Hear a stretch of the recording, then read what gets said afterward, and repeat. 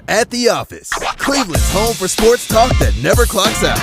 From the latest headlines to heated debates, we're diving into everything sports.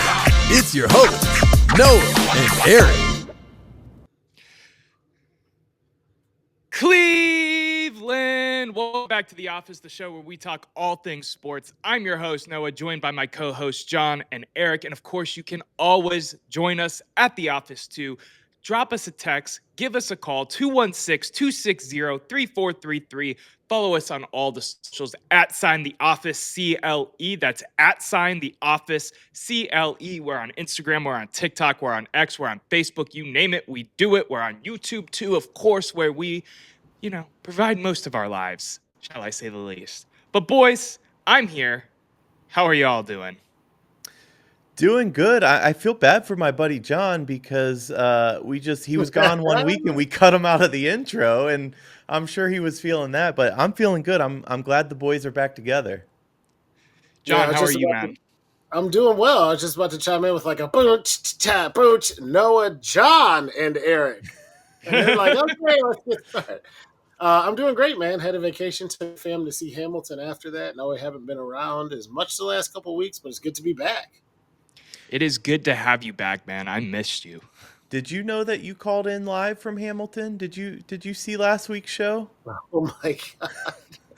You might want to check out the first 5 minutes because it's I thought you worth actually had a clip that you made. No, but you were on the show last week. It was Nice. the beautiful, beautiful silhouette of you on, is it Hamilton and Belf? Erik, Hamilton? Is that what you... That picture that we used for the story last week, he put it up on screen before we got into topics last week. It was hilarious as hell. If you're listening to the audio-only version, you should go check out the YouTube page. Go see that beautiful picture because John was looking ravishing. I love it.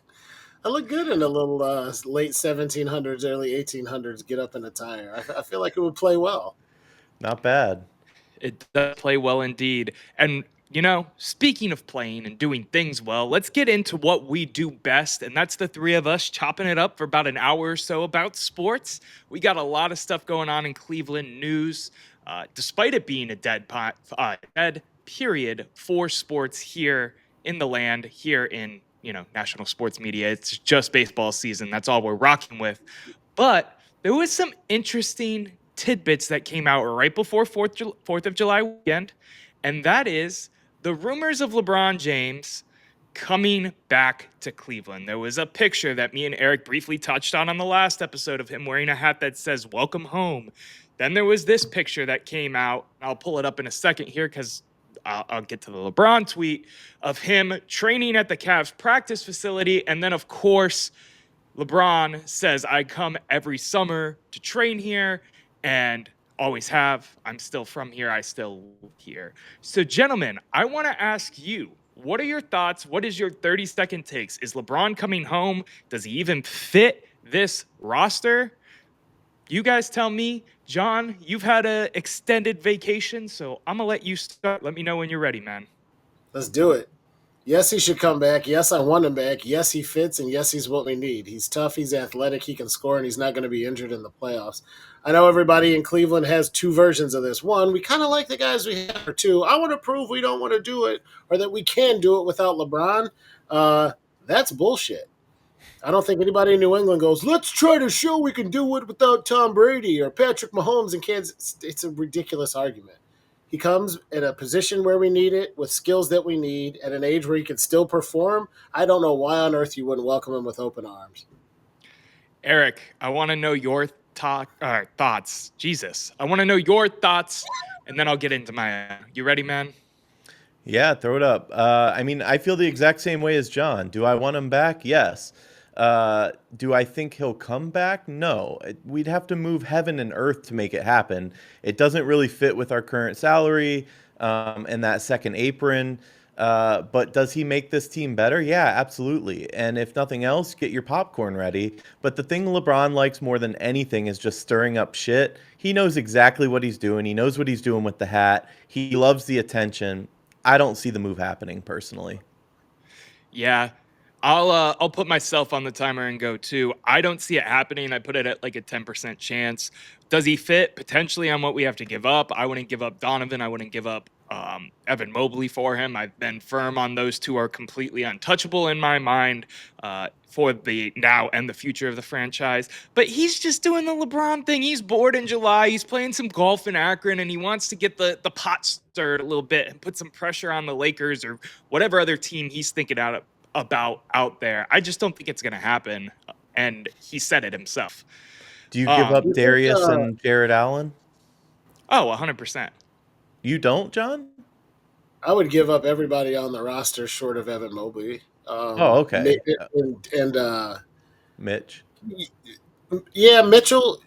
Noah used the term untouchable. Neither of them are untouchable, but I wouldn't move them for LeBron. There are probably 5 to 7 players in the NBA that I would move Mitch and Mobley for. LeBron's not one of them just because of his age, but if somebody said you get Luka for Evan Mobley, it makes him touchable. If somebody said you could get SGA for Mitchell, it makes him touchable. I know I'm talking about crazy shit. I don't know if I would give up Luka for Mobley or give up Mobley for Luka, though. I don't know that I would either. That's a hot take. You're talking about a 22, 23-year-old. I mean, he's younger than me, so he's 22 or 23, who is expected to be an MVP in the coming years, potentially, or MVP candidate, I should say. I should not label him as an MVP already. I think your thought process is always good in these types of experiments of no one should be untouchable.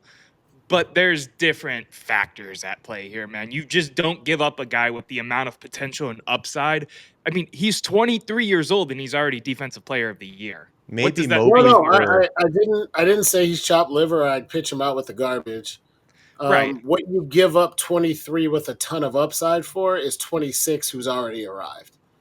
So whoever that is for you, if it's Giannis, if it's Luka, if it's Joker.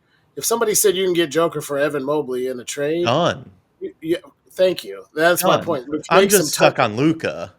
No, I just threw out a name. I don't know. I might trade. I don't know. Maybe are we going to get fat Luka or what?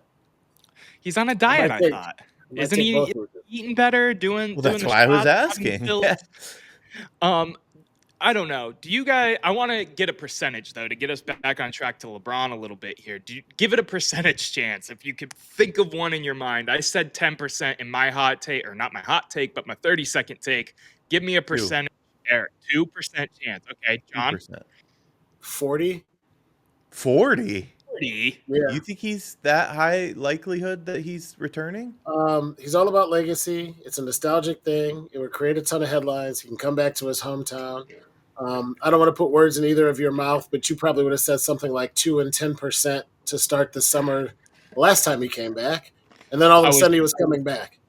I was all the way on that hype train. My cousin thought I was stupid. I was on LeBron Watch Twitter. I was buying into the Dan Gilbert flight to Miami and the flight from Miami to Cleveland that someone tracked and said LeBron might be on this one. And then like a week later, we were in Akron celebrating in Info. What is the name of that stadium? Infocision? Is it Infocision? Where the Rubber Bowl? No, the Rubber. John, we know you're old, but come on, the Rubber Bowl's been torn down for like 20 years.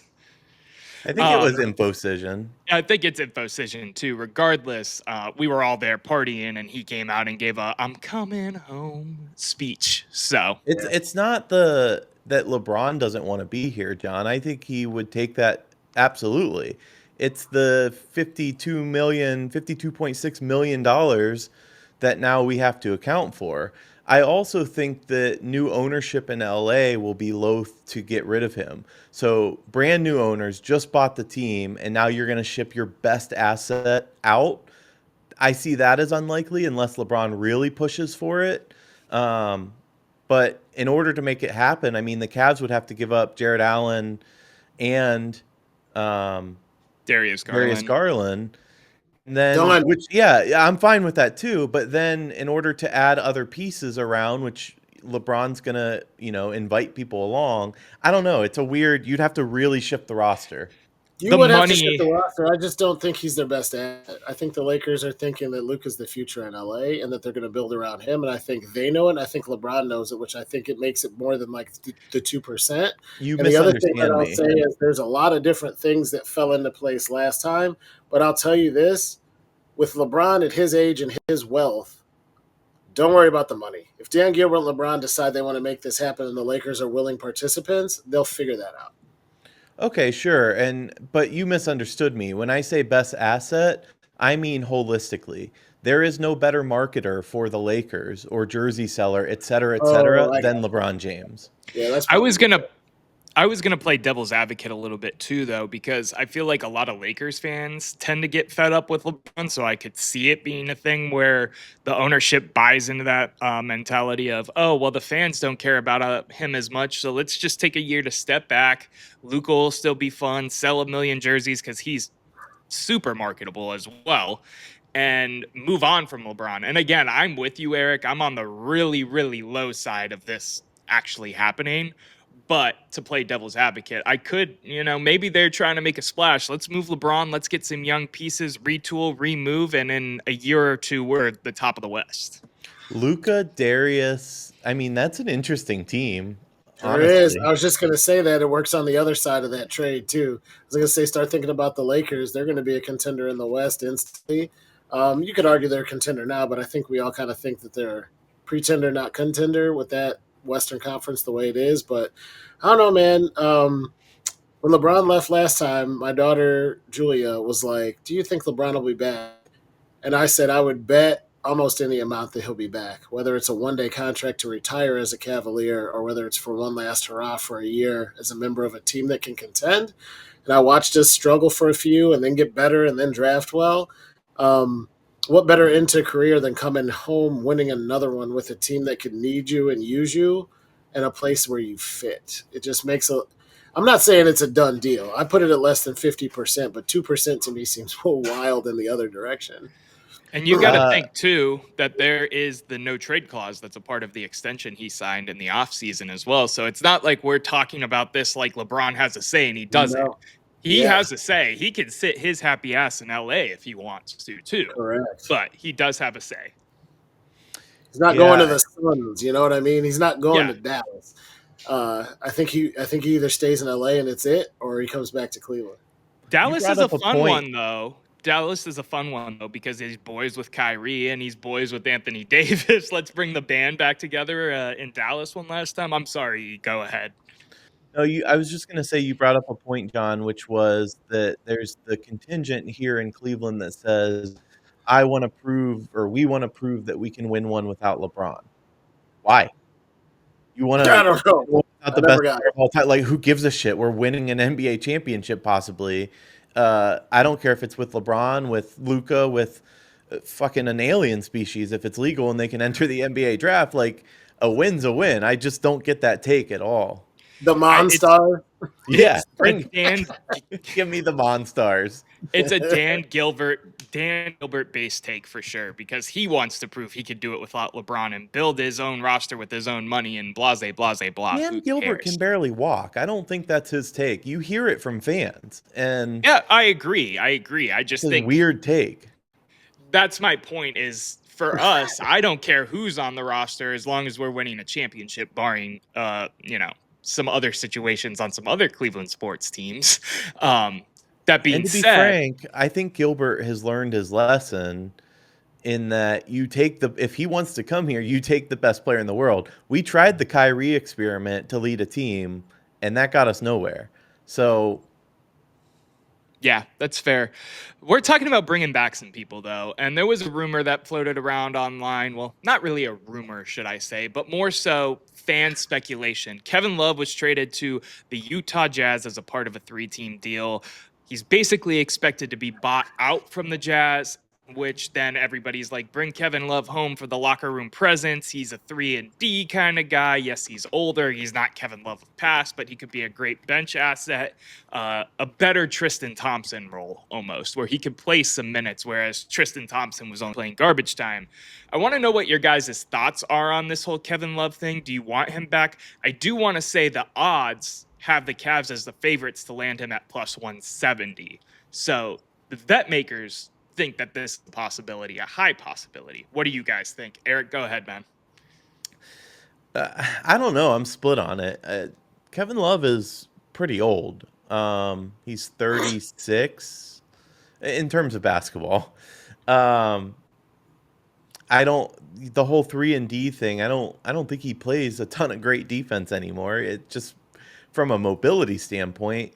Would it be nice from getting in our feels locker room guy? Sure, playing the Tristan role, coming in when we maybe need a big three, I guess. But I don't know. I feel like there's better talent and better youth out there that we could spend dollars on.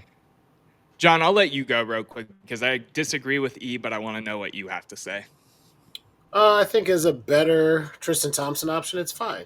I don't have a ton of passion either way, but if you said, do you want him back? Yeah, it'd be cool to see K Love come back.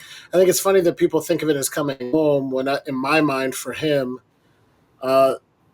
California or Minnesota might be more coming home than coming back to Cleveland. He had the most impactful years of his career here, but he's not from here, and he didn't spend. I don't think he spent more time in Cleveland than Minnesota either. Maybe he did. I could be wrong on that. But He was here until like 22, John.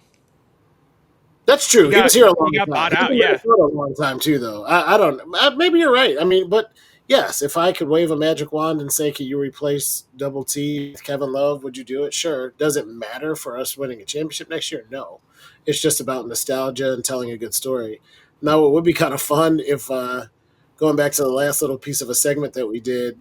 If LeBron comes back and K Love comes with him, I think that would add to the hysteria. That would be kind of a cool story. But yeah, I'd take a flyer on him. I think he's got a very little bit of gas in the tank at 36. Why not? So I remember back when we were talking about some, trade deadline pickups, and I wanted a big, and I mentioned Larry Nance Jr., I mentioned Kevin Love, I mentioned a couple other players. DeAndre Hunter, I think, was on the list of people we talked about as well, which obviously ended up happening. You call Kevin Love a big? Kevin Love's a big. He's a true 4. I would call him. guess. I'll call him. Go What on. would you call him? No, go on. I like him for his ability to come in and play, limited minutes, 10, 15 minutes, and be a mentor role. He's been here. He's done that. He knows what the organization is. He knows how to do it. So, yes. And I disagree with Erik as well because he talked about youth or better players or whatever. If you're signing Kevin Love, we're talking vet minimums here. So why not bring him back? I think there's a case to be made, too, for what he brings to the toughness mentality of this team. They're physically soft and mentally soft. We've talked about it a bunch of times. Right. Says something about how soft they are if Kevin Love is seen as a quote-unquote tough guy. But Evan Mobley doesn't sit out of game 2 of the Pacers series with Kevin Love in the locker room. Potentially, I'm making that up. But you know what I mean? You could see the effect he could have on the team and in the locker room there as well. Showing them the way, somebody who won a championship here, I think it could be cool from like the player-coach aspect as well. For sure. It'll be interesting to see what they do, especially with us being the odds-on favorites to land him. I think that's the most interesting part because I thought this was just a talking point from what I've seen on the internet, right? But then when you look at the books and you start doing research, especially for the show, the fact that he opened up as like plus 110 and it's went down drastically a whole 60 points, but you get what I'm saying. It's insane to me that it's already rumored to that level. Yeah. So, and to your point, it does, for the record, and to your previous point, it doesn't matter. This is about nostalgia and can he help in the locker room. This will not shift any championship odds in the NBA one iota of a point. Right. He played 10 minutes a game last year. Yeah. I agree wholeheartedly. And with that being said, I want to push us forward and keep us going unless you got anything else you want to talk about Kevin Love-wise, Cleveland Cavaliers-wise. We're talking about this team a lot more than I thought we would be at this point in the offseason because I thought they would pretty much stand pat. But here we are. Summer League started tonight. I don't know what's going on or what the guys look like. Shout out Tyrese Proctor. I hope you're balling. But yeah, let's move it forward because there has been some great, fantastic, good for the city of Cleveland news that broke a couple days ago. What was it? I think it was like yesterday or 2 days ago. And that is, for those who don't know, Cosm, the building with the nice big screen that you've seen on TV because they've been pushing it hard on sports is coming to the land. In this segment of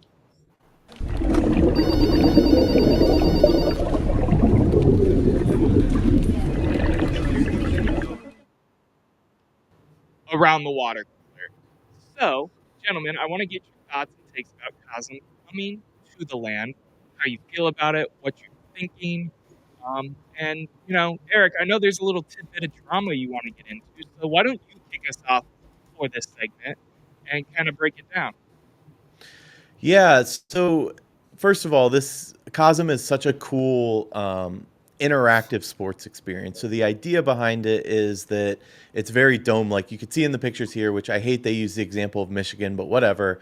It's basically like you're sitting courtside or pitch side or whatever, what have you, for a game.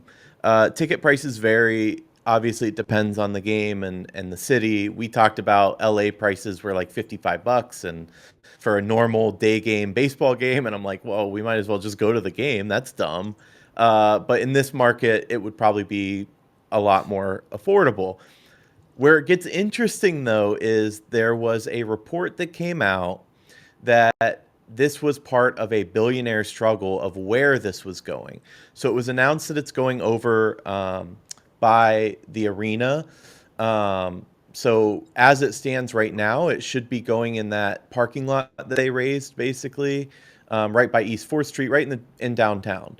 But there was a rendering. So this blog that you see up here on your screen, there was a Cleveland Browns rendering that showed a logo building to your left, it's circled in red there, of Cosm, as though they expected that business to get Cosm over there by the new stadium being built in the late 2020s. Here's where it gets more interesting, though, because I pointed out to Noah in our group chat the other day, I'm like, wait a second, this seems fake, because I pulled the renderings that the Browns released, and that's not on it. So where did this come from? So looking from the blog linked it to an article from Channel 5, and it's right there on Channel 5, as you saw in that picture. I'm wondering where they got the image from. The interesting thing, though, is the renderings that I pulled from the Browns that they released, they were a little more cropped, whereas this showed more of that building on the left where that logo sits. I don't know if this was an original part of the renderings that they expected a partnership. It seems a little weird because all the other businesses are just made up names. So I'm not sure why they would put a real name on that building. It feels a little more like somebody used AI and it caught on, news channel picked it up, and it's gone from there. But we cannot find the original source of that image, and it remains a mystery. Did the Haslams plan to have the cool event center as part of their stadium build? Did Dan Gilbert maybe put the kibosh on that and decide he's going to get it? I don't know. The mystery remains. It's so interesting to me because I perceive it as this is the original renderings had it in there. It was going to be a great big announcement when they finally pushed the Brook Park Browns across the finish line like they did last week or the week before. And instead of it being in there, they just cropped the image down. Of course, some of these news outlets would have the original renderings ready to go for their news release, and they posted the wrong picture. That's how I took it, but I don't know. We shall see. John, what do you think? I can't find that picture anywhere from the Browns themselves. I think they tried to sweep it under the rug with all their media releases. They had some of it out to the media already, and either it was Channel 5 messed up and they were just hoping it would get brushed under the rug, or it leaked out, however, because anything can leak out in today's day and age. Who knows?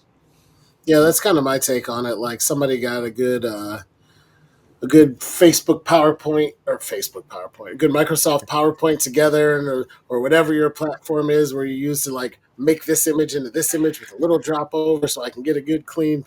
I don't think this is a big deal. I think somebody got a little creative, threw it in there to create some drama. I think Noah's right. They picked it up. Somebody somewhere picked it up. You see it with news stations all the time, or you run with something, they're like, look at this image, and then everybody's like, oh, yo, that was AI, or that was fake, and you guys just got roped. We Too Low, And, Bang Ding Ow. That's one of the yeah, Yeah. most famous examples of it happening. something wrong, exactly. Uh, Still can't believe that happened. Eggs, precisely. If it could happen with somebody reading it live on air, it could happen with an image in the age of social media. That said, billionaires getting a little feisty over where their multi-million-dollar projects are going to go makes for interesting reads in absence of football until training camp starts and the preseason starts. So I'm here for it. I've been kind of following it. I just think it's cool that this is like I don't know how many cities have one of these facilities, but it is cool that Cleveland higher on the list. I think it's because we're such a sports town. With stuff like Top Golf, it was like taking Cleveland a while to get one. I feel like this is like the third or fourth one they're building, and they're like, yeah, It Cleveland, is. It is. which They're is the wild. next expansion city between Dallas and LA, I believe, or they're Yeah. one of the next 5 with Dallas and LA already being built. To That's be a good fair to transition. Go ahead. Top Golf, real quick, I think we're one of the first cold weather ones, though. Like, I don't think there were Yeah. too many in the north when they built the one here. Maybe. That makes sense. That's fair. With all those space heaters in, though, I don't know if you've ever been there in the winter. It's not really cold. No, But no, it's it's very good. flat, I'm just but- saying they were primarily like Texas, California, etc. So I think we were Yeah. pretty high on that list as well. Hey, listen, if you've ever been to Texas or Phoenix or someplace like that in the summer, it's easier to heat a Top Golf in Cleveland in the winter than it is to cool a Top Golf in Phoenix in the summer. No, that's fair. Yeah, that sounds miserable. I will say though, like how cool to kind of piggyback on your point, John, how cool is it that the city of Cleveland and the surrounding areas, like think of what we have now and compare it to, the mid 2000s as an example. I was trying to give Noah a chance to understand because I was going to say early 2000s, but what we have access to entertainment wise is night and day. I mean, we can go play Top Golf. We are going to have this. We have such access at our fingertips. I know we're a little Women's pro city, soccer. but women's pro, yeah, we're a little big city, and it comes out in initiatives like this, and it's so cool. Yeah, it is really cool. Overall, are you guys excited? I know we were bantering a little bit back and forth in the group chat about ticket prices. Erik saw something where it was like $55 to sit in the main bowl. There's like multiple levels to this or something like that. Can you break that down for me? I forget. Yeah, so essentially think of it as like an IMAX or um, the thing out in Vegas where it's The immersive. Sphere. The Sphere, thank you. Just It's here. completely around you. So again, picture that you showed, it looks like you're sitting courtside. The interesting thing, and I haven't read anywhere of how they do it, but I have seen the view is like you're sitting courtside. So I'm not sure what camera gets used or how they do that specifically because it's not a broadcast feed. But I thought that was Looks like kind one of of those. Yeah, it looks like one of those like frog eye lenses where instead of it being recessed into the lens, it like pops out so you can get almost 180 degrees. that'd be a fisheye, but yeah. Yeah. And then you have another side of it that is like a 2-story bar. Again, it's ticketed, but you have massive screens that basically cover 2 stories. If I were to do it, I would want to go sit on the bowl side, like you're at a sporting event. I think that's the cool draw. If I'm gonna just go sit at a bar with a bunch of TVs, I can find another sports bar to do that. But yeah, I mean, if the Cavs are in the playoffs and you can score ticket to that for $50. Who wouldn't want to go basically watch a playoff game surrounded by people like you're at the stadium? It's kind of the next best thing. Yeah, it I think is. we're I'm really collective. excited for it as well. And that whole development project that they're doing down in that area. They've been doing a really good job about developing. I don't even know what to call that area, the old factories, I guess, because Brewdog's over there and Great Lakes is going over there soon. They just built new apartment buildings over there that are super nice. Like they're really Are you trying to talking expand Ohio City? No, it's not Ohio City. It's Where are you down talking? under. It's down. It's like the flats, technically. It's It's not like the flats like we think about it. But if you're Oh. I think going, it's called John, the go ahead. warehouse. Yeah, no, I think it's called the warehouse district because it's That literally warehouse where- district is still considered like the East Bank of the Flats, though. But this isn't where that's going. This is going like down next to where the old Sherwin-Williams building is. No. Well, yeah. Well, it's still Sherwin-Williams over there, but that's That's not the warehouse district. That's just straight downtown. That's the arena district, I think or gateway district. Yeah, and there's nothing down there right now except Sherwin-Williams and Tower City parking, except now they're building the Cavs stuff and they're building that whole stretch of land is Oh, what I'm that thinking of. yeah. I think it's either what is it, Irishtown Bend, or I don't know. We can get into our That's neighborhood. further to the river. But yeah, We're regardless, talking the same general area. I think it's back this way a little more, though, closer to 4th Street, from what I understand. The Cosm? No, it's down right next to the new Cavs facility that they're building, the practice facility. That's how I understood it. Oh, is it? Okay. Interesting. Yeah, because they're trying to develop that whole thing and make it like multi-purpose and a park and all of that as well. So that would be Irishtown Bend then. Correct. We finally got there. I'm glad you're. We did finally get it for the best take. That's funny. All of that said, I think the pricing is flexible. I don't think they're going to have a flat rate and just say it's $20 or $55 to get in. I think if you want to get in there on Super Bowl Sunday to watch the Super Bowl, it's probably going to cost $150. And I think if you want to get in there for a 1:00 p.m. first pitch day game for the Gardos, they'll probably pay you to come. It's just going to depend on the demand and what the sporting event is. MMA will be somewhere in there at the higher end. Cavs playoffs will be higher. Browns will probably be pretty bad, but you know. You know what? What's funny about that is a day game, or even right after work in August, I would pay $20 to go sit in the air conditioning and watch Guardians than I would go to the stadium in 100-degree weather or whatever. Well, not this year. I mean, I don't think I'm going either, but you know what I mean? To sit in the AC, it might not be too bad. That is the most Erik take I think I've ever heard in my entire life. That's what you Especially get. from a guy Erik who's sitting here in a Premier League long sleeve hoodie when it's 90 degrees outside today. My air conditioning is rocking. It's rocking. It's doing its thing. It's doing its thing. Listen, gentlemen, this has been fun. You got anything else on Cosm? Nope. Just looking forward to it. I am looking forward to it as well. 2027, it will be here.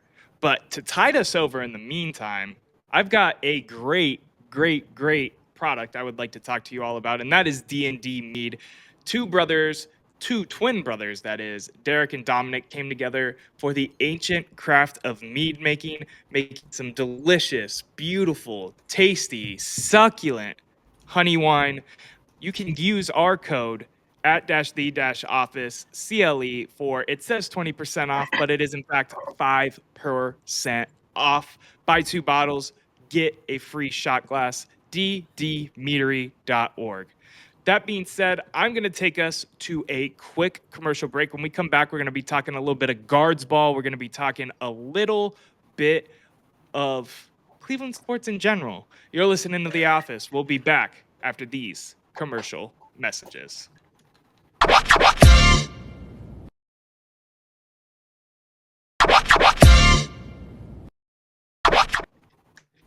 And we are back at The Office talking all things Cleveland sports. Please don't forget to hit the subscribe button on YouTube at The Office CLE. Check us out on all the socials @The Office CLE, Instagram, Facebook, TikTok, X, you name it, we're on it. We're doing our thing, and we're doing it as well as we possibly can.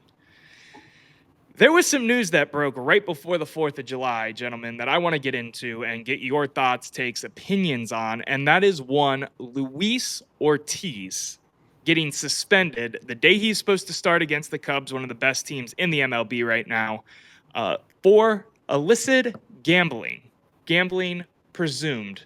There is a case against him. Basically, there is 2 pitches that a bet firm called IC360 flagged because they were super wild pitches, and there were a lot of money put on bets for his pitches. So I'm going to show those pitches real quick, and then I want to get your reactions.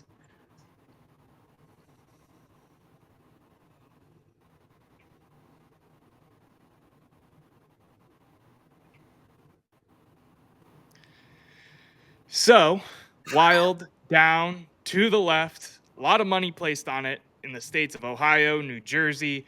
First game was June 15th against the Mariners, top of the 6th. Second game was June 27th against the Cardinals at the top of the 8th. What do you guys think? John, give me your take, man. When you legalize gambling, you have to deal with the fallout. This is part of the fallout. There's going to be players who could be lured, or players who are going to share information, or who throw certain aspects of a game. From the integrity of the game perspective, it's one pitch, so it's not like the Black Sox scandal where you throw a whole World Series, but at the same time, it is one pitch. This is what you expose yourself to when you legalize gambling. That said, I don't think gambling should be illegal. I think they need to do what they did: watch for suspicious activity, flag it when it happens, pull guys when you suspect them of misbehaving or breaking the law, and then the punishment is the punishment. You guys always give me shit because my mom's from Cincy, so the Bengals are my second favorite team, but the Reds are my second favorite baseball team, and me and my mom still talk to this day about Pete Rose and the tarnished legacy that he had because of his alleged gambling on baseball. And we came to the same conclusion for Pete Rose that I would come to for guys like this. The integrity of North American sports and pro sports in the United States is based on the fact that all of the athletes are trying their hardest and that what happens on the field is authentic. You have the WWE if it's fixed. So anybody who's out there fixing games is an imminent threat to the viability of these leagues. Harshest punishment is 100% okay in my opinion. And in the case of somebody like Pete Rose, ban his ass for life, and the day he dies, then put him in the hall so he can't make a nickel off of it. But this guy's not going to the hall. So if he's guilty, he's out. Period. The end. I have no problems with it. He should have done it. This is an existential threat to pro sports, and you have to put the kibosh on it.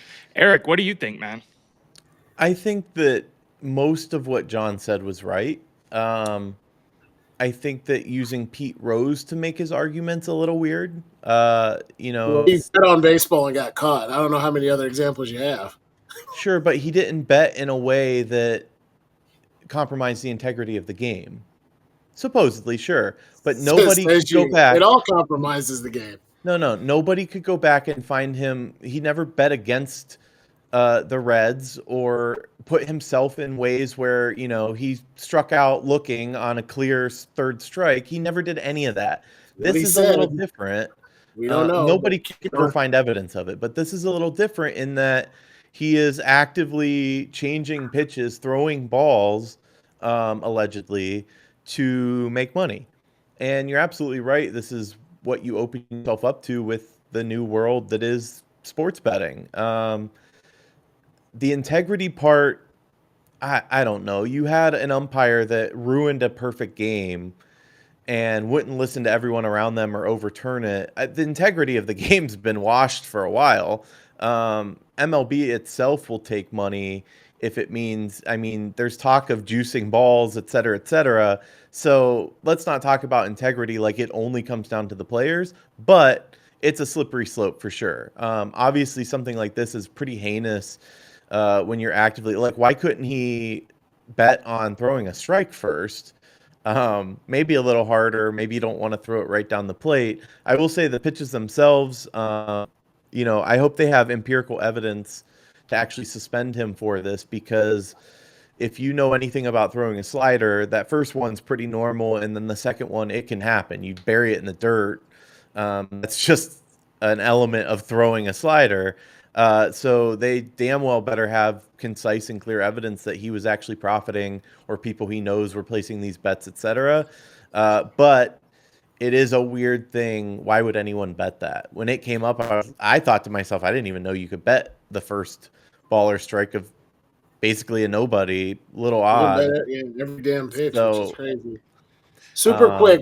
I think it's funny you called my Pete Rose take weird and then said he should have bet on himself to throw a strike. That would have made it better. But no, I'm saying he bet like the negative, like a harmful play. No, against, I know. It's you know what I'm saying? Betting on yourself to do anything is where the danger is. But no, I do want to make one quick, I don't want to say correction, but you said the baseball integrity is cooked because they're talking about juicing balls. If you juice all the balls for all the players, it's still an equal playing field. This is like it's not equal to defense or pitching. That's bullshit. You're changing the game to try to make it more exciting. That's against the integrity. We use the word integrity different. That's just changing the rules.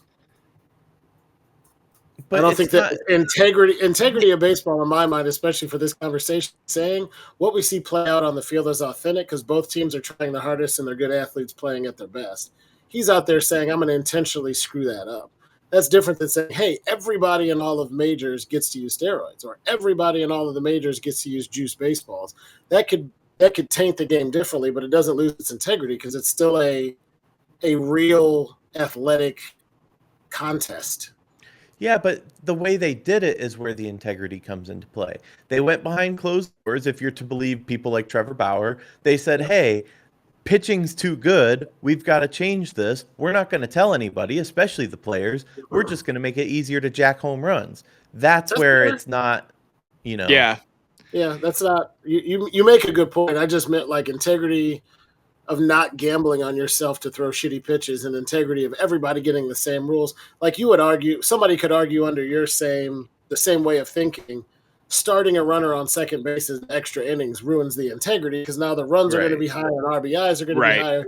That's a But fair point, but but it's it's the same upfront. rule for everybody. That's different But than it's cheating upfront on and clear. That's the difference in my mind. But getting back to baseball and betting on pitches, here's a hot take that I'll give you. Why don't we let players bet on baseball all they want, just not on their own team or themselves? Let Huh. Ortiz bet on the Dodgers outcome. Who gives a shit? It doesn't change anything. It's a slippery slope.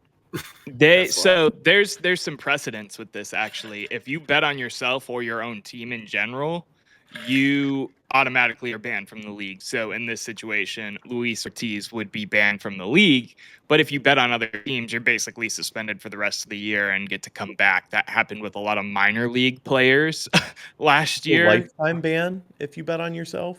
Yeah. Oh, if he is found guilty, he's absolutely cooked. It's over for him. So if that's the case, more than anything, what I want is an investigation into the Pirates. If they knew that this was an issue and offloaded him to us, in which case I want compensation at that point.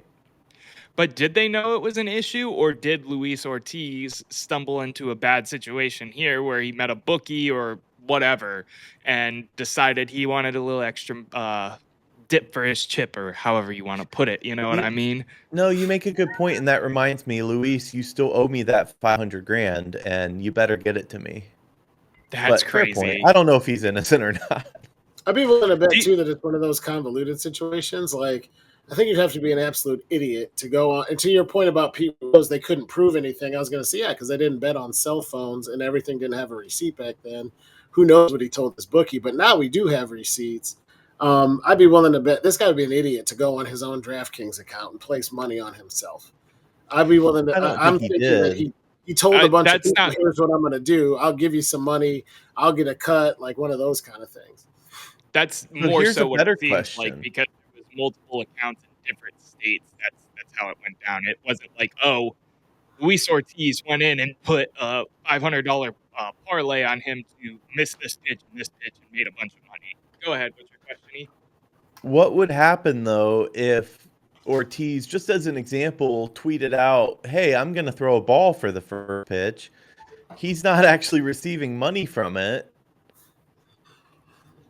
I don't know. It would I think it would flag it still because it's swaying a bet. Like you can't listen to a fan who's like, "Yo, I need 2 more points for my parlay. I'll win $500," and then be like, "Coach, check me in." That was an example of something that happened, and there was like, yeah, we can't do this." I forget what exactly it is. Well, he took himself out being hurt is what you're thinking of. But And all that stuff is against the play. It might not be against law. I don't know the law of it, but it's all against the league rules. Because that's the exact same thing I was coming back to with my talk about integrity. Hey, y'all, I'm going to throw a ball on the first pitch of the game is not good for Major League Baseball. So they ban it. And he would be facing the same strict punishment from MLB, even if he wasn't facing legal ramifications if he did something like that. Could you I agree imagine with what you the guys. odds would do? Real quick, Eric. Like it would be like plus 100, and then in the matter of seconds, it's just minus 10K. You know Yeah, what you and need to do is now this is going Machiavellian. This is how my mind works. If somebody tweets out, "Yo, dog, I'm gonna throw a ball on the first pitch of the game," and I'm the leadoff hitter for the opponent, I'm betting my life savings on it being a strike, and I'm swinging no matter what he Swinging throws. is Game, set, match, bitch. Yeah, choke up like Rajay. yeah. Yeah. Anyway, gentlemen, unless you got something you want to put in real quick, Erik or John, I wanted to keep us pushing. We're still talking guards here on the page, but open it a Yeah, I little bit mean, broader. I agree with you guys. Ban him for life if that's going to help solve the problem and it makes it a little more difficult where somebody else goes, I don't know if I should do that. Then ban him for life and then also go after him for anything he's earned in the years that he's doing that. Yeah, it'll be absolutely crazy to see how it plays out. He is banned through the All-Star break, so we don't know what's going on yet. We won't know anything until after the All-Star break when they post their conclusions and all of that. But typically when you go on this type of administrative paid leave, it's not a good-looking situation for you. It's looking pretty bad, which sucks because he was a part of the trades for Andres Gimenez, a fan favorite, while not doing good for the Blue Jays. It would be an automatic loss on that trade, even though Andre's batting sub 200 this year. Well, I'll be honest too. I wouldn't say he's playing bad. I think he's hitting bad. He might be the best hitter in the majors. He'll be a Gold Glover again, but no, he can't. Phenomenal. When you can't hit your fucking weight, it doesn't matter how good your glove is. Give him a middle bat, he'll be the greatest baseball player of all time. I think the Guardians are in the bottom 25 in batting average in right field, center field, shortstop, and catcher.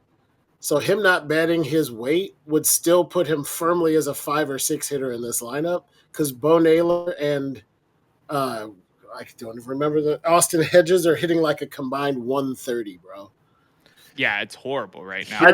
Speaking of it being horrible right now, real quick, just to transition us, the Guardians did lose 10 games straight and then decided to just casually sweep the Astros like it was nothing and we're just back to normal. The Guards ball is real. How are we feeling, gentlemen? And I'll open it right back up to where we were. I mean, do you want to talk Browns next? Because, like, who gives a shit at this point? Like, I'm so over Guardians baseball. I don't know. I think they should be sellers. I don't think there's much hope for this team right now. They have pieces here and there. Obviously, they just won that series against Houston, swept the series, which is pretty wild from where this team has been. But they've had the worst offense in baseball since June 1st in all of Major League Baseball in over the statistical categories. That's not good, and that's not how you win baseball games. I don't care how good your pitching is. So it hurts. We're 4th place in the Central. I mean, think about that. We're behind the Twins, the White Sox, and the Royals. Tigers. Tigers, Royals. White Sox are actually behind us, I think. Yeah. No, you're right. Because they're hot garbage too. But to come off being a playoff team last year to this, it's like, who gives a shit? We got a good Cavs team. We have interesting Brown stories. I could care less at this point. And that's what they're fighting. They're fighting that apathy. I'm a little short. I agree that. Yeah, go ahead, John. I agree with you too, Erik. It's it's rough because I love this time of the year. I love going to the ballpark. I love the $2 beers. I love sitting down and watching a game when they're away just to be caught up. So the next time they're there and I go 3 or 4 times on my ballpark pass, I'm there. I'm at the point where I'm like, do I even want it for August? Like, is the giveaways in August really worth it? Do I just save the $100 because I don't make my girlfriend pay for her ticket? That's what I'm leveling with right now. You want to hear something super interesting? Before this Astros series, the team's average OPS without Jose and Quan was 511. You know what the league average is? 610. I was going to say 650. Yeah. With that being said, it is absolutely horrible to watch most of the time until Angel Martinez decides to rake 2 home runs in back-to-back games against the Astros, and then we're all happy again. Like, I was excited to see what happens with the White Sox tonight because of that series, and now it's back to, well, they got rained out. So I can't really say it's back to negativity, but it But is for the time being. you made a I good feel point, the same Noah. way, though. Oh, go ahead. I was just gonna say I don't want to put my dollars behind them. I had fun going to a minor league game with you, and I'd rather do that again than spend money with the Guardians or buy new Guardians gear because it's not going to the field. Um, and that brings us back to, are we just a bad team or are we a piss poor team because we're in the bottom five of spend? There's a reality when it comes to baseball. You have to spend money, and our ownership does not do that. Yeah. I don't think. Yeah. I mean, you're right. You got to spend.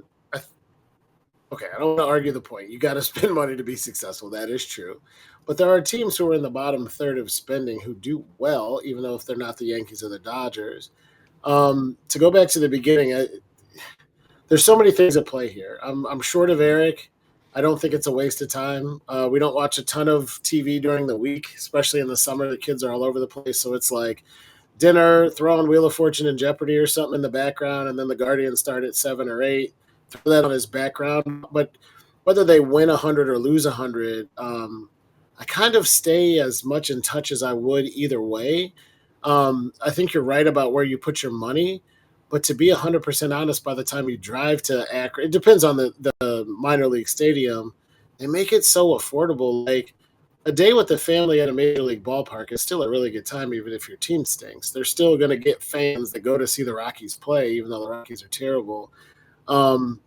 They don't spend. They were on a good run. We had Terry Francona, got the most out of a roster of guys who kept coming through with pitching and talent, and we stayed competitive for a while. I thought this was coming a lot sooner. It just is what it is, man. It's the Dolans. I hate them. They suck. They're the worst owners in all of professional sports, and I cannot wait for them to get rid of this fucking team to somebody who gives a shit. But as long as they're the owners, they're going to be cheap bastards, and they're going to put out the minimum they can to get people to come to the stadium and not an ounce more. And that's what you're seeing right now. I don't want to take it out on the team. I think everybody who's on the roster tries hard, plays hard. Quanah's worth rooting for. J-Ram's worth rooting for. I'm hoping Bo Naylor can turn into a major league hitter. There's all these different storylines. It's still quasi-entertaining, but it's not as much fun as making the playoffs. I'm not at the 480 bridge ready to jump. I'm just frustrated because we've seen this cycle before, and it's the Dolans. They're cheap. This isn't news. It just sucks because it's been a while. Can I just say though that it could be worse, believe it or not? So we are 25th out of 30 teams in spend. We spend a little over $100 million, $100.6 million for this payroll. But if you go all the way up to number 10 in spend, Atlanta, who is spending $211.7 million for their team, and they are currently sitting at 40 and 51. So we could be spending a shit ton of money and not getting anywhere as well. So at least, the results kind of come with the territory of where we're at. Yeah. See the Cleveland Browns last year. Yeah, but that's true. All the money we spent on that roster, you're not kidding. Go biggest ahead. payroll in the history of the NFL. They won, 3 games? Right. But in the bottom 6 teams, to your point, John, only one of them's above 500, which is Tampa Bay. So to say that spend doesn't matter, it absolutely matters. But you said bottom 6. You said bottom 6. I think that was convenient. Why don't you give us the bottom 15 or the bottom 10? Bottom 10? 7, 8, and 10. So starting at Cincinnati at 21, they are 47 and 46, so they're just above 500. Yeah, they're playoffs in the NL right now. Followed by Pittsburgh, who's 38 and 56. Followed by Colorado, who's 21 and 72. Really bad. Followed by Milwaukee, 53 and 40. They're having a decent season. Mm-hmm. Cleveland, 43-48. Tampa, 50 and 43. Chicago White Sox, 31 and 62. The Athletics are 38 and 56. Washington is 38 and 54, and Miami is 42 and 49. Yeah. So it is bad all in all, but there are 3 playoff teams in the 10, and that was my point. Not to say you can lose consistently or you can win consistently if you spend no money, but saying we spend in the bottom third doesn't automatic. I mean, put it this way: the Guardians have been in the playoffs for like 5 straight years. or 4 of the last 5 years, and they've been in the bottom 10 each of those seasons. What's going on this year? Speaking of, like even taking a look at the top teams this year, the best record in the MLB is, if I'm not mistaken, the Dodgers, and they're 56-38. Like no one's running away with it like they would in most years. There's a lot more parity, it seems. Mm-hmm. It's interesting. It is really interesting. We were talking about this before with the money and all of that. And the Dodgers and their record to me makes the counter argument of should you spend money worth it, because what did you say, 52-38 or something like that? 56-38. I was close. Um, does not reflect the payroll that you picture in your head when you start talking about the Dodgers. So, It's the best I record mean, in baseball, Noah. it is, but still, you're only talking 20 games above or whatever, less than 20. You would think they'd I be wish running we away could. with it. I really wish we could say about the Guardians, we're only 20 games above 500. I Oh, when mean, you're spending Dodger money, man. I wanted to ask you $337 something million dollars. crazy. We Uh, were talking a little bit just about in money. the, just Go because ahead, John. Erik loves correcting people, the Dodgers do not have the best record in the majors. They have the best record in the National League. Tigers have had the best record in the majors, damn near from week 1. 59 is and their record? 35. You are right. Look at that. Fair enough. In We're our own talking division. money. They were so far down the list on payroll that I was up to the top because I expected those teams to be doing better. They're actually a really good example of one of those teams I was talking about where it's like, oh, I think they're like 14th or 15th, and they got the best record in baseball. So there is a – what are they, 180? No, they're 18th. There's not There there's you not go. 180 team, but yeah, they're 18th. Their spend is 145. 180 in payroll. So we're talking a little bit of money right now. I want to bring up a couple names that have been floated around, and I want to know what you guys think. Do we think we're going to trade them? Do we think we're going to keep them? And kind of roll from there. And I'm speaking specifically at the trade deadline. So not in the winter meetings, not anytime past that. We have Carlos Santana. We have Emmanuel Clase, which we've talked about before on the show, and we have Lane Thomas. So I want the 1, 2, 3 not keep cut trade. We're not going to go that route with it. But do you think they're all going to be traded? One of them's going to be traded. None of them's going to be traded. Me personally, I think they're going to trade Santana and maybe Thomas. I think they're going to hold on to Clase until the winter meetings. Really? But Santana, yeah, I do, just because they're going to keep the value and try to keep it pushing. There could be more value for him at the winter meetings is some of the articles that I've read. To me, though, Santana, get him out of here, get that log jam at first up, get some of these young guys up, get Manzardo playing a lot more. I know he was just on administrative leave. Not administrative leave. That's what Ortiz is on for gambling. He was on family emergency leave. And Lane Thomas has not been carrying his weight, so trading him for a lottery ticket scratch off of a player and hopefully giving someone else a lottery ticket of a scratch off of a center fielder works for them. What do you guys think? I think they get rid of everybody. The only player that it would surprise me if they traded is Jose Ramirez. Every single other person is on the block. Have you seen how this team operates? Do not get attached. Do not be surprised. Do not get emotionally invested. Quan could be gone. I wish he would be the untouchable as well, but no, you're absolutely right, and especially Clase. I think your take is the complete opposite of what will happen because you don't wait for value, you cut salary. That's how MLB works.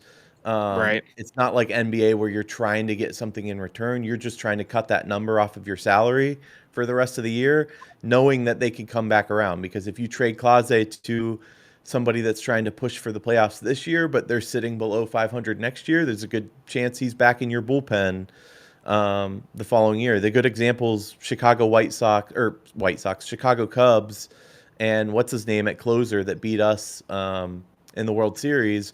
He was in New York, went to the Cubs for 1 year, won the ring, went right back to New York. They were cutting payroll. I think we're going to do the same thing. We're going to cut payroll.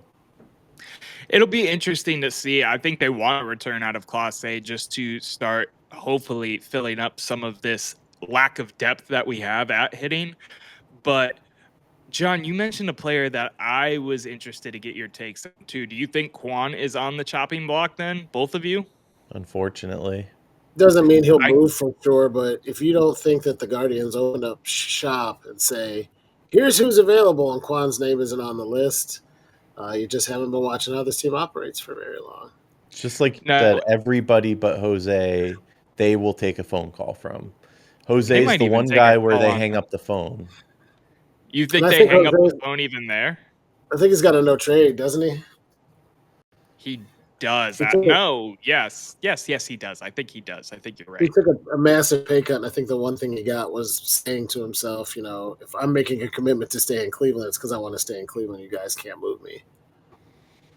Yeah, I just don't see us moving him on anyway. But everybody else, yeah, I think like exactly what John said. You got to keep watching Guardians, Indians baseball over the years to understand how the club operates, and again, how baseball operates.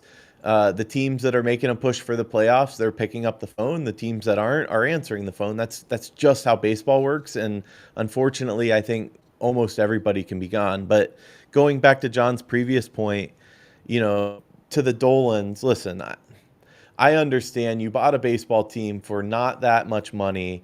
The crazy thing is, you could now sell it for, damn near $2 billion.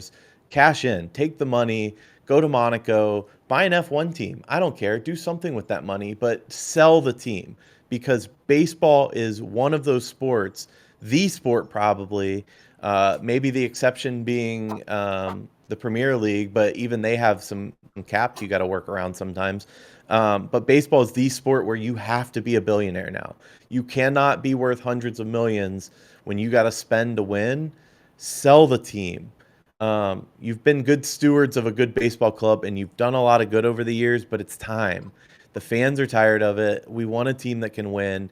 And I got to tell you, as much as we're sports fans in Ohio or in Cleveland, we are not capable of carrying three teams when one of them's a perennial loser. Um, you see it in attendance. That place will sell out if you're winning. It will not if you continue the way you're going. I couldn't have put it any better myself. It's the continuous frustration of great one year, mid the next, that we have been kind of on the same roller coaster with this team for a while and for a long time underneath the Dolan's ownership. One last final Guardian question, keep it real brief. Is this season over in your mind? I think I already know your answer. Does the Astros series win give you any hope, though? John? No, it's not over. It's on life support. We're in a division, American League at the bottom tier of the playoffs, where you're talking the extra wild card team. It's still gettable if they right the ship. I don't have a ton of faith, so I wouldn't say I'm betting on it, but I don't think the season's over. But Astro series didn't do it for me either. They got to show me continually that they can score runs. What about you, E? Yeah, I mean, I kind of take the same vibe. I like the it's on life support. It's not over, it's on life support. That's a good line because I think that's accurate. We're tied for the worst run production since June, but the upside is our rotation is young and who knows, maybe we get Bieber back at a point where he can make some moves for it. I don't know. I don't necessarily think it's over, but generally speaking, I think you want to be around 500 at the All-Star break um, in order to not be a seller. Because if you're going to try to go buy and then you go bust and you don't make the playoffs, that's a big gamble, especially for the Dolans. That's where it gets rough. So I need some help from you two old heads for a second. What would you consider a step above life support, but still pretty bad? Like a breathing tube? Intensive care unit. You're in We the are in the ICU. ICU right now. We are currently in the ICU. I don't think it is as bad as we are saying currently, but I think we are damn near close to it being a pretty bad situation. There's some hope to be had, I guess, whether that be the Shane Bieber thing, like you said, or whether that be anything else. But yeah, ICU is where I'm at. I'm going to put it right smack dab right there at ICU. That was That's fun. really funny. It is unfortunate to talk about the Guardians in such a negative light and try to figure out what they're going to do, what the next move is without the Dolans selling the team. But let's wrap this show up with one little fun segment. I stole this one from Big Play, which is one of the sports networks here in Cleveland. They asked, what's the most fun to attend? The Browns, the Cavs, or the Guardians games? So I'm going to open the floor to you guys. But first, I want to do a little experiment. I want to know, Erik, what your thoughts are. We're going to play a guessing game, basically. And that guessing game is, what do you think about these different things? So, seating capacity for the Cleveland Browns Stadium, where do you think it sits? Seating capacity, Cleveland Browns, they used to be, they should be right around like 72,000, 68,000 because they removed some seats somewhere around there. 67,431. So you were close. You were close. Where did they rank last year in NFL attendance? We're doing this for all three, and then we'll give our take on which one's the most fun to go to. In attendance, meaning number of fans, or by percentage of stadium filled? I believe it is stadium filled. So, like, we were 90% filled for a majority of the time. Gotcha. I would probably put us out of the 32 NFL teams. I would say somewhere mid-pack, like 15th. We show strong and we sell well, but towards the end of the season, when there's no hope, especially last year, is where it gets rough. So I'd say like 15, 16.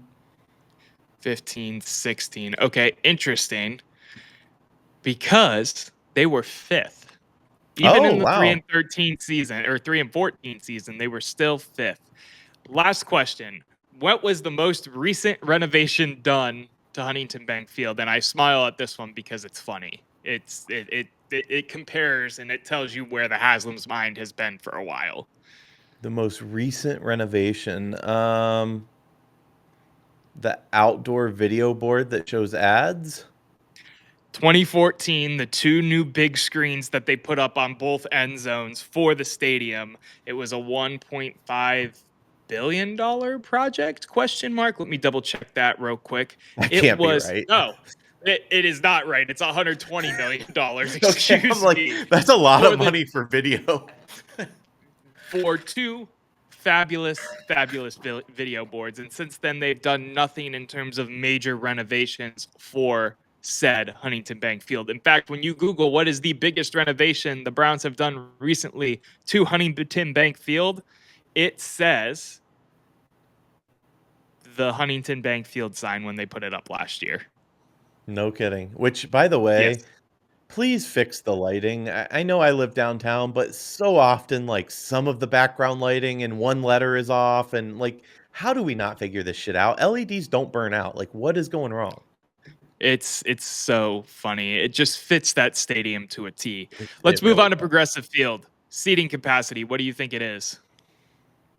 So it used to be right around like 42,000, but they have put so many, they've changed it so much. I'm going to say 35,000.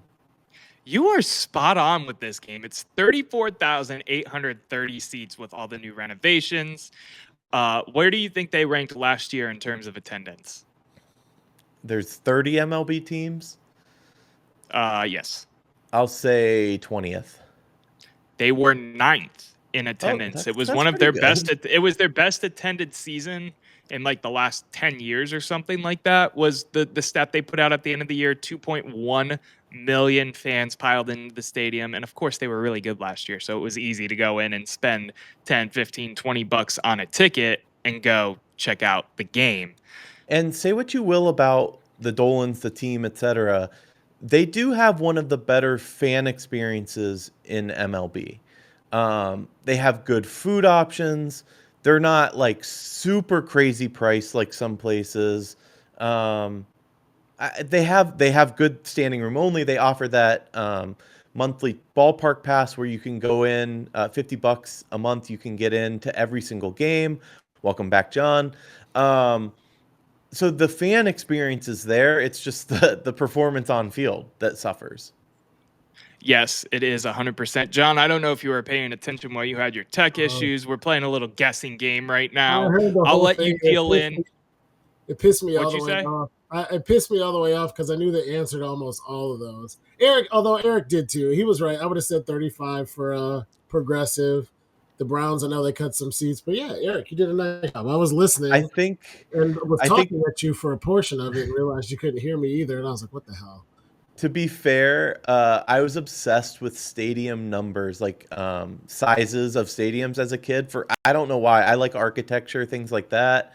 I used to have a big ballpark book with all the ballparks, so I just enjoy that kind of thing. So I can kind of guesstimate well there. I think in the That's history fair. of North American sports, when Jacobs Field was built, it had more luxury boxes than any stadium has ever had. They had like Really, 147 when it first opened. They went all the way down into the outfield. It was crazy. Now it's like which the kid Interesting. playground and shit. you know what's ironic Yeah. is that sitting in a loge experience, all three of us because of work. Apologies if you can hear my fire alarm going off; it's doing that in the background.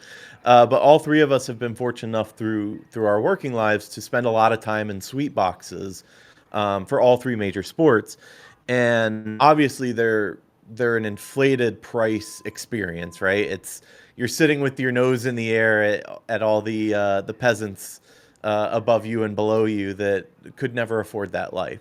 But my point is that the Guardians' true suite experience, the loges, are terrible. If anything needs renovated there, it's those because they are dead last compared to Browns, who would be after them, and then Cavs that have an excellent suite experience.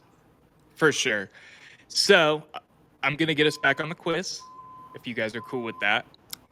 The final question for the progressive field: what is the most recent renovation? And this is a catch 22 because they're in the middle of a lot of renovations. So what would you consider the most recent renovation? Because there is a correct answer. John, Blue seats. Well, I had I it said narrowed John, down. but Yeah, I had it narrowed down to two, and I was going to say either Blue Seats or the Terrace Club. So since he said Blue Seats, I'll take Terrace Club. neither answer is correct. It is the new beer garden that opened above where the glass paned club seats used to be. It I is the think new that's beer what he garden. meant by the Terrace Club. Yeah, it used to be the Terrace Club. Oh, okay. Yeah. My bad. Okay, John, you win. Yay. Because it's I will called like the say, terrace. It's called like the terrace district above it, that new open air area. Yeah. That's what I thought you were referring to. Yes, you won, John. Correct. it Awesome. is Thank you. it is cool, and I will say that I said blue seats kind of in jest, but it's one of my favorite renovations because it sounds so stupid, but it makes it look so much better there. It does. Yeah, it does. Except It's for the fact that they are waiting to finish it, but Well, I was going to say that when you guys were talking, I was trying to get my software to cooperate, but the Dolans aren't going to pay for shit. Like you said, they'll take your money to Monaco. They wouldn't go to Cedar Point, those cheap fucks. Like they've only done half the seats in the stadium. Like they're like, we can't get fast passes. No, you gotta wait in line. they're like, hey, do you We're- know a friend with the season pass? We're trying to get half off. Fucking we dick. packed lunch to bring in, by the way, too. We're not eating at Chick-fil-A. None of that. No, we They're like, cannot we do have that. We got Monaco more at seats to put in. Yeah, we have Monaco at home, and they're at Edgewater. right. Let's Oh, move on to the final step of the quiz, and then we can answer the grand question of which out of all of the Cleveland sports teams has the best fan experience. Rocket Mortgage Fieldhouse, the Cleveland Cavaliers, seating capacity. Eric, what is your guess? Oh, this is the one where I'm not as good. But 19,173. I was gonna say 22,000. Oh, but isn't the diff? Yeah, it is like 19 something, isn't it? It's 19,432. So yeah. John was spot on. In 2024, so not the season where we just had and everybody was going to the games all the time, but the 23-24 season, what did the Cleveland Cavaliers rank in attendance? Which season? 23-24, so losing to Boston in the second round. First or second? Yeah. Top five for sure. They're big. They're In a bigger- attendance? Now, I think the problem is we sold out a ton, but there are bigger arenas in the NBA. I put us at about I put us about eighth. 13th in average attendance. Wow. The Guardians draw more per capita than the Cavs, like compared, right? Like the Cavs are more popular; they're a better team, but the Guardians were like top 10 last year because they were a playoff team. It was crazy. Yeah, yes, correct. And I will just throw out the answer to most recent renovation because we all know what it is. It's the new glass front, all the stuff that they added in the concourses in 2019, $185 million renovation, completely Very sharp. refreshed a bunch of stuff. It makes the stadium look fantastic. It looks great. So now that we've gotten some of the facts and the history out of the way, John, I got to ask you, man, which out of the three Cleveland sports team has the best fan experience? Um, I think the best fan experience is honestly the Guardians games. Some of it's Okay. nostalgic, some of it's because it's like the great American pastime, even though it's not anymore. Like the whole "take me out to the ball game with the fan" thing. I like Cavs games because the Cavs are competitive, but tickets are a little steep, especially if you're trying to take a family. Food and beer is not all that cheap. They have a contender and they know it. Um, I think just pound for pound, like I could take a family of six and buy tickets to $1 dog night, $2 night with fireworks and spend $60 and get $10 tickets, and we would have an absolute blast. And I have parked at Cavs games and spent 60. So all in all, I think the best all-in experience is the Gardos game. The only one that I don't want to say I won't hear it, but football is a TV sport, not an in-person sport. The best part about football to me is tailgating. I would much rather be in front of my TV at home watching NFL than in the stadium. Erik, what's your answer, man? Before I give it, I just want to let you guys know that I love you both because not only is the fire alarm going off, but I've heard fire trucks pull up now. So this might be an actual fire for a change, not just some asshole pulling the thing. But for me, I got to go Cavs. And it's funny, I'm a single guy, so I don't factor in family price. I also go for free and sit in a suite every time I go to a Cavs game. So I'm not really counting price here, but I'm counting mainly atmosphere. Don't get me wrong. There's nothing like going to a ballpark for a 7 p.m. night game with a cool breeze, fireworks after, sitting first baseline. That is ultimate fan experience for me. But I think the Cavs do a better job in overall presentation. There's no downtime. There's a lot of downtime in the NBA, but it's always filled with something. The lady, I don't know her name, but that spins plates on the unicycle, she actually just got hurt. She's like a Red known, Panda. she's like a known famous performer at Cavs games, all NBA games. But you get that interaction. Obviously, Noah's a part of that. Throwing T-shirts to the crowd, that sort of thing. I just think beginning to end product is some of the best graphics packages, etc. Getting the fandom into it. Browns, I'm with John. I mean, spoiler alert, you're going to be able to meet some of us, all of us, at Tailgate this year. We'll have a place set up and broadcasting, do some trivia and do some giveaways. But that is the most fun part, to go sit and freeze my ass off in the dog pound. As much as I've had fun and had some great experiences there, it's not fun. Maybe if they're winning, but they're not most of the time. So it's just kind of miserable for the most part. Just like This you is a said great it too, because I think the Cavs have a better experience. You're right. It's just more expensive. I think the Guardians are a better value, but the Cavs have the best experience.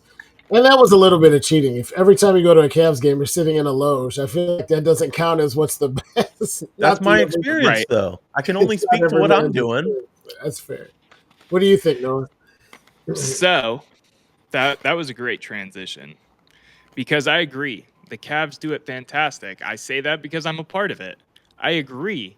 The pricing, the experience, the free stuff you get, the giveaways, all the things that go into a Cleveland Guardians experience is fantastic. There ain't nothing like the Muni lot, man. There ain't nothing like going to the Cleveland Browns stadium, high-fiving everybody around you when the Browns score a touchdown. It don't matter if they're 3-14. It don't matter if they're 12-4, which hasn't happened, I don't think, ever. We were 11-5 in our best season while I was alive. That experience, the NFL experience, is at a premium for a reason. It is has a chokehold on America for a reason. And unfortunately, they get away with, some of the cutting corners, but it's because there's nothing like American football. I will tell you something. There is no feeling, no experience that I have ever had like the Pittsburgh Steelers snow globe game of last season. Oh It yeah, was you electric, were at and that game. Yeah. it was a 3-14 season. Shout out Matt, one of the other co-hosts here. We went to the game. We literally tailgated in my apartment. It was so cold, but we sat through that weather. We enjoyed that game, and it was well worth it because we beat up on the Pittsburgh Steelers. There's just nothing like the NFL experience, man, and that's there's no trumping it in my mind. The only thing I I'd will argue with say, that is that it's at a premium. I've been to Browns games for $5 tickets for regular season games because they lost the first 10 to start the year and it was 20 degrees at kickoff. But you brought up a really good point about the Steelers snow globe game. I think an element of this is also affected by what the game is. Like I was at the No Regard for Human Life LeBron James dunked on Kevin Garnett game. That was insane. And I've talked to a few people who are at the Rajai Davis home run in Game 7 of the World oh Series. man, That was like a seismic shift, literally, like it registered as an earthquake. I think it depends on what game. The Snow Globe game would have been amazing. I'd rather go to the Snow Globe game than your regular old run-of-the-mill Guardians game, too. I will say, as somebody that's been to some cool and big events in my life, like um, I've been to World Series games, I've been to finals, etc. Haven't been to a Super Bowl, but the Browns, after the losing streak, after the 0-16, our first win came against the Jets in that night game, where Baker came in and won it for us. I've never heard a stadium. I was in the dog pound for that game, and I've never heard a stadium like that. I've never had so much fun. I've never high-fived and hugged as many strangers, except maybe 2016 Cavs. I was downtown and on East 4th Street for Game 7, so that was insane. But Noah's right in that sense that a good win at Browns, there isn't much like it. See, and I think you both just drove home my point without meaning to drive home my point because we talked about all three. You Yeah. No, guys it's never called gave me a you guys never gave an example or a thought or any of that No, where I talked about I well, I still guess go, you gave the LeBron, yeah, but and I still go Guardians because me and Mary went to the we went to the ALCS game 1, the year we went to the World Series against the Cubs when Frankie Lindor hit the only home run. That was lit. And then we're at we were down like 7-2 to the Yankees in the ALDS and ended up winning like 8-7 in the bottom of the ninth. We were at that game, and that was better than I was at like I'd still take the Guardians. I could go on for another 5 minutes, but I'd still take the Guardians games. At their playoff baseball in October in that stadium is still more lit than like a Brown Steelers game in August. no, And that's I know fair. Then go ahead. I know you're young, Noah, but it's called agreeing with you. You should try it for a change. It can happen, but I will What say did I that say? Did I have a bad English moment? Is no, that what you're you're just digging at, or you're what? you're hammering my point home, and no, we're just agreeing with you. Yeah. I know it doesn't happen often from your perspective, but I will say the 2007 Guardians against or Indians against Yankees, where Jabba was fighting the bugs and yours truly threw out the first pitch. That was a hell of a game too, and I might be a little biased, but that was a lot of Right. fun, and that place was rocking. And then I think about some of the Cavs games that I've worked as an employee, that's playoff atmosphere. Or I think about the fact that I went to 3 of the playoff games on the run last year for the Guardians. Like, you can get ticky-tacky. I think we have a great fan experience front to back, all 3 teams. You can throw in the Charge. You can throw in some of the minor league teams that are around here. We do it pretty good up here in Northeast Ohio, and I think that should be the main highlight instead of grasping at the straws of which one's the best. In my opinion, let's just be happy that we have some damn good sporting experiences here in Northeast Ohio. I think we can all Yeah. agree that the best experience is the team that's winning and playing playoff ball. Bingo. Watching- Thank you. I was about to say, and yet in like 56 years, we have 1 championship. So let's not get too crazy with the love letter Yeah. here. I will always write my love letter to the city of Cleveland tattooed on my chest for a reason. Gentlemen, you got anything else you want to say to the people before we take this show off the air? We've been rolling for a minute, man. Real quick, did I ever tell you guys the story of my dad openly laughing at his CEO at a Cavs game? No. 30 seconds, go. I'll put the clock So up. I was a kid. I must have been like, I don't know, 10 years old, something like that. And we're in a suite at the Cavs game. And this is obviously back before we were good. I don't think we had LeBron at that point. But they used to set off fireworks as instead of the fire before they redid it. They had like indoor fireworks. It'd be a loud bang. And his CEO literally like fell out of his chair and jumped from it. And my dad's just laughing at him. And I'm like, Dad, you can't laugh at your boss. Like, that's not cool. But That's fantastic. yeah, fun times. Fun times indeed. John, you got anything else you want to say to the people before we take this show home? No, I don't think so, man. I'm just looking forward to getting in a stadium and watching a winning team. So whoever that is next, so be it. Yeah, I just want to say thank you for everybody that is tuned in. Yet again, we had a great viewer base tonight. We were dealing with some technical difficulties. We have a new software that we've been trying out. We just appreciate you coming in and enjoying our show and listening to three pals from the office blab on about sports for a couple hours and just enjoy hanging out with each other, man. You've been listening to The Office, a Cleveland sports show. Please do not forget to hit the subscribe button on YouTube. Follow us at The Office CLE, Instagram, TikTok, Facebook, X, YouTube, you name it, we're on it. Make sure you hit the download button if you are listening to the podcast version of the show on Spotify or Apple. It helps us grow the brand here a ton yet again. And until next time, Cleveland, stay up, stay blessed, be easy, and peace.